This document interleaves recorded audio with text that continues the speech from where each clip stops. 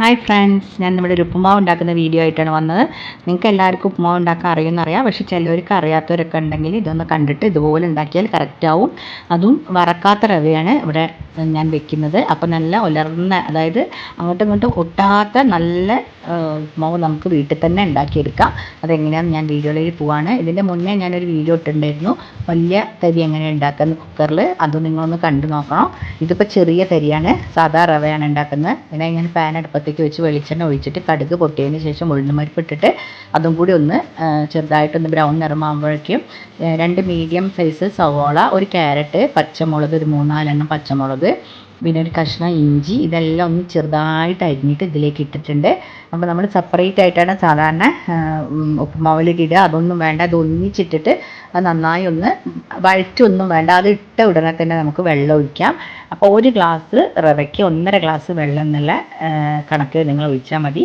അപ്പം നമ്മുടെ 3 കപ്പ് വെള്ളം ഒഴിച്ചിട്ടുണ്ട്. അപ്പോൾ ഞാൻ 2 കപ്പ് റവയാണ് എടുക്കുന്നത്.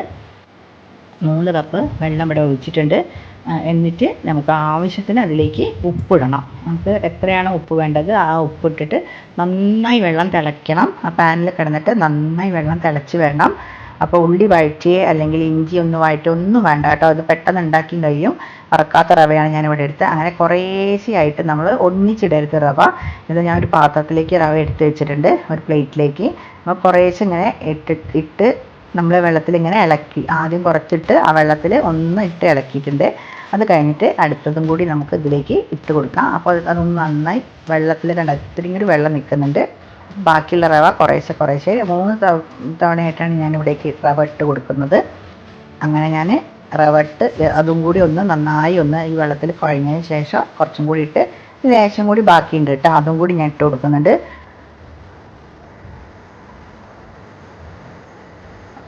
ലാസ്റ്റ് ഞാൻ എല്ലാം കൂടി ഇട്ടിട്ട് അത് നന്നായി ഒന്ന് മിക്സ് ചെയ്യണം. നന്നായി മിക്സ് ചെയ്തിട്ട് പിന്നെ നമ്മൾ കൈ വിടാതെ ഇത് ഇങ്ങനെ ഈ ഒരു പാനിന് നമ്മൾ കൈ വിടാതെ ഇതുപോലെ ഇളക്കിയെടുക്കണം. കാരണം ലാസ്റ്റ് ഇട്ട റവ വെന്തിട്ടുണ്ടാവില്ല. ആദ്യം ഇട്ട റവ നന്നായി കുഴഞ്ഞിട്ടുണ്ട് വെള്ളത്തിൽ, പക്ഷേ അവസാനം ഇട്ടത് നമ്മൾ വെള്ളത്തിൽ കുഴഞ്ഞിട്ടില്ല. അപ്പം നന്നായി നമ്മൾ ഇതുപോലെ ഇളക്കി കൊടുക്കണം. ഇളക്കിയിട്ട് ഇതുപോലെ നന്നായി കൈ വിടാതെ ഇതുപോലെ ഉലർന്ന് കിട്ടണമെങ്കിൽ ഇതുപോലെ ഇളക്കണം. ഉപ്പുമാവ് ഉണ്ടാക്കാൻ നല്ല എളുപ്പമാണ്. ഇനി നമ്മൾ ഒട്ടിപ്പോകുന്ന ഒരു പ്രശ്നവുമില്ല. ഇതുപോലെ ഉണ്ടാക്കിയെടുക്കുക. അതുപോലെ വറക്കാത്ത റവ ആണെങ്കിലും നല്ല ടേസ്റ്റാണ് ഈ ഉപ്പുമാവിന്. ഇനി റവ വറക്കൊന്നും വേണ്ട, നമ്മൾ വീട്ടിൽ കൊണ്ടുവന്ന പച്ച സാധാ റവ ഇട്ട് നമുക്ക് പെട്ടെന്ന് തന്നെ ഉപ്പുമാവ് ഉണ്ടാക്കുകയും ചെയ്യാം. ഇതുപോലെ ഉലർന്ന് ഏകദേശം ഒന്നും കൂടി, അപ്പോൾ ഇപ്പോൾ ചൂട് കാരണമാണ് കേട്ടോ അത് കുറച്ചിങ്ങനെ ഒട്ടിക്കിടക്കുന്നത്. അപ്പോൾ നമ്മളൊന്നും കൂടി ഇങ്ങനെ ഇതുപോലെ ഒന്നിങ്ങനെ തട്ടി കൊടുത്ത് ഒന്നും കൂടി ഇങ്ങനെ ആക്കി കഴിഞ്ഞാൽ ഏകദേശം നമുക്ക് ഉപ്പുമാവ് റെഡി ആയിട്ടുണ്ട്. ഇത് ചൂടൊന്ന് തണിഞ്ഞാൽ ഒന്നും കൂടി നന്നായി റെഡിയാവും. പിന്നെ നമുക്ക് ആവശ്യത്തിന് ഞാൻ ആദ്യം കുറച്ച് വെളിച്ചെണ്ണ ഒഴിച്ചിട്ടുള്ളൂ.